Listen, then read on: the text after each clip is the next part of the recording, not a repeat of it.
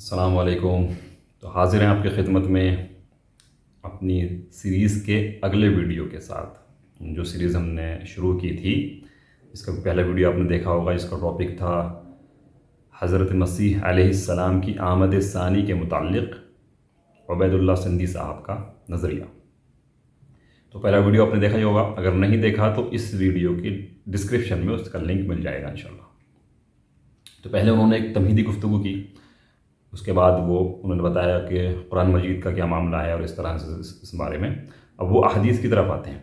تو احادیث کی طرف جب وہ آتے ہیں تو فرماتے ہیں کہ میں آپ کو پڑھ کے بتاتا ہوں کہ حضرت مسیح علیہ السلام کے دوبارہ آنے کے متعلق پہلے قرن میں کہیں ثبوت نہیں ملتا، یعنی کہ جو پہلا قرن یعنی پہلی پیڑھی ہے یا اسٹارٹنگ کے مسلمانوں کا پہلا دور ہے، اس میں کوئی ثبوت ایسا نہیں ملتا کہ جس سے حضرت مسیح کے آنے کی کوئی گنجائش ہو یا ایسا، ٹھیک ہے۔ موطا امام مالک جو کتب احادیث کے لیے متن ہے، یعنی کہ متن ہے، یعنی کہ سب سے پہلی کتابوں میں ہے، شروعات کے دور میں جو کتابیں لکھی گئی ہیں حدیث کی، ان میں سے وہ ہے، اور باقی کتابیں جو ہیں پھر اسی کے نہج پر لکھی گئی، اس لیے انہوں نے کہا کہ یہ کتب حدیث کے لیے متن ہے۔ اس کے باوجود بھی اس میں صرف اتنا ہے، کتنا ہے وہ حدیث میں آ رہا ہے آگے۔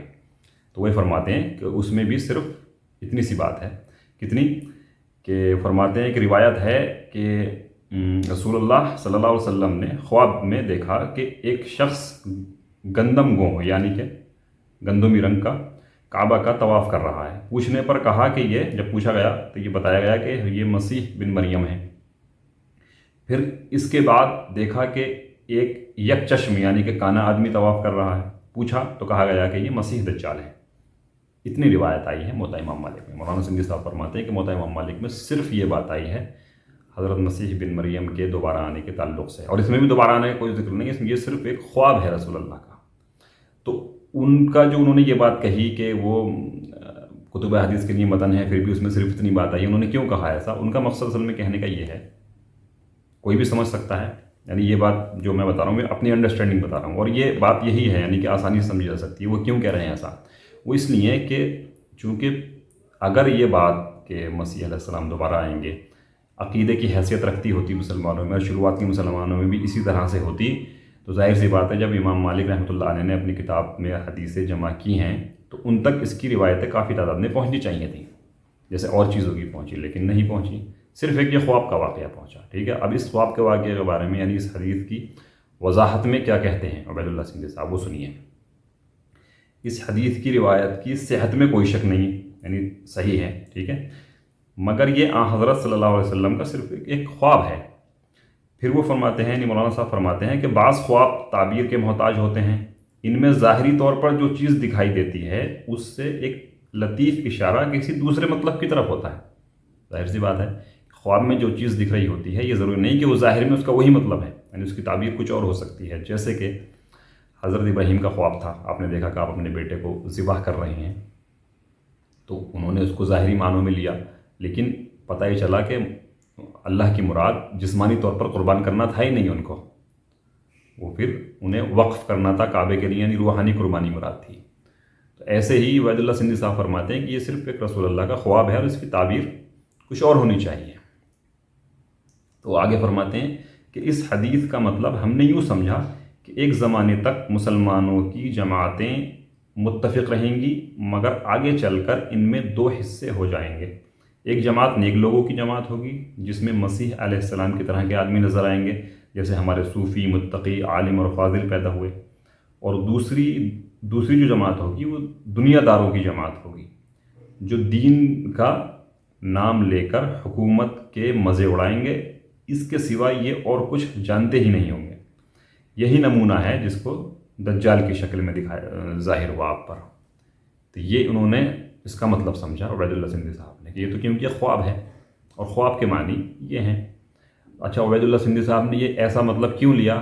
وہ یہ کہتے ہیں کہ یہ تاریخی حقیقت ہے کہ مسلمان آگے چل کے اسی طرح دو حصوں میں بڑھ گئے، صالحین ایک طرف ہو گئے اور دوسری طرف وہ دنیا کے طالب ہو گئے جن کا مقصد صرف دنیا ہی تھا۔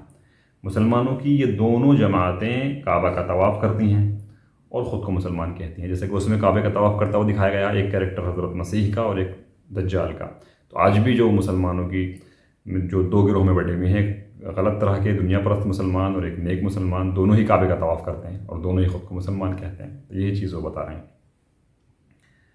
ان دنیا دار بادشاہوں کی، یعنی آگے وہ فرماتے ہیں کہ ان دنیا دار بادشاہوں کی شامت سے اسلام پر تاتاریوں کے حملے ہوئے اور مسلمانوں میں ایک بڑا انقلاب ہوا. اگر رسول اللہ صلی اللہ علیہ وسلم کے خواب میں اس بڑے واقعے کی طرف اشارہ ہو تو کوئی بعید نہیں. یعنی اس میں کیا تعجب ہے کہ جو آگے چل کے تاریخ میں ہوا ہے اسی کی طرف اس خواب میں اشارہ تھا. یہ مولانا صاحب کا کہنا ہے.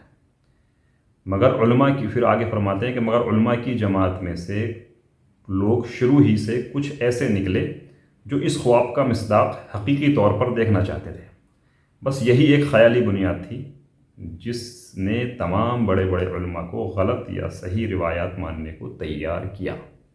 آپ سمجھ گئے بات؟ یعنی وہ یہ کہہ رہے ہیں کہ یہ ایک خواب کو، رسول اللہ کا ایک خواب تھا جس کو ظاہری معنوں میں لیا گیا، اسی معنوں میں اس کی کوئی تعویل وغیرہ نہیں کی گئی.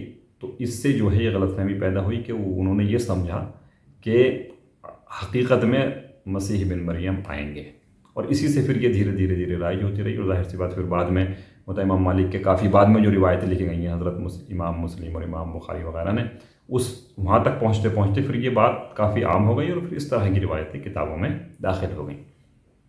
یہ ان کا موقف ہے حضرت مولانا عبید اللہ سندھی صاحب کا.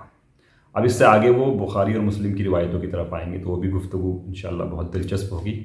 تو اسی طرح ہمارے چینل کے ساتھ جڑے رہیے تاکہ آنے والی ویڈیوز بھی آپ کو ملتی رہیں. اس کے لیے چینل کو سبسکرائب کریں اور اپنے دوستوں کے ساتھ شیئر کریں. آپ کے قیمتی وقت کا بہت شکریہ. جزاکم اللہ خیر.